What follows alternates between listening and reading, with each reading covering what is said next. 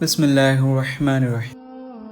সুপ্রিয় ইসলামী ভাইরা, নামাজ না পড়া যেন কোনো অপরাধী নয়। এ ধরনের অদ্ভুত কথা যারা বলে থাকে তাদেরকে যদি জিজ্ঞাসা করা হয়, ভাই আপনি ঠিক মতো নামাজ আদায় করেন তো?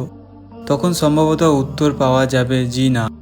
দেখলেন তো, মুখ দিয়ে অনায়াসে অকৃতভাবে বের হয়ে আসছে, জানি না আমার দ্বারা এমন কোনো গুনাহ হয়েছে যার শাস্তি আমি পাচ্ছি। আর নামাজের প্রতি অবহেলা তার দৃষ্টিতে পড়ছে না, যেন নামাজ আদায় না করা মাআযাল্লাহ কোনো গুনাহই নয়।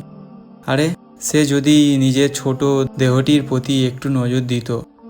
বাস্তবে আপনি দেখুন না, মাথার চুল ইংরেজদের মতো, তাদের মতো মাথাও খোলা, পোশাক ইংরেজ মার্কা, চেহারা হলো মুস্তাফা সাল্লাল্লাহু তাআলা আলাইহি সাল্লামের সত্যু অগ্নি পূজাদের মতো, অর্থাৎ তাজদারে রিসালাত শাহনশাহে নবুয়াত সাল্লাল্লাহু তাআলা আলাইহি ওয়া আলিহি সাল্লামের মহান সুন্নাত দাড়ি মোবারক চেহারা থেকে অদৃশ্য।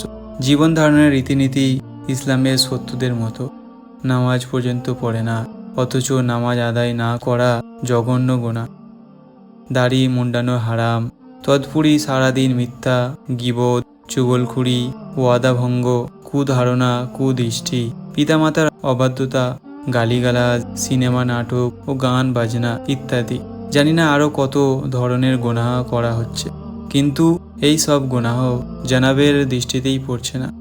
এত গুনাহ করার পরও তাকে শয়তান উদাসীন করে রেখেছে এবং মুখ দিয়ে এ সমস্ত অভিযোগপূর্ণ কথাগুলো বের হতেই চলেছে। আমার দ্বারা এমন কোনো গুনাহ হয়েছে যার শাস্তি আমি পাচ্ছি।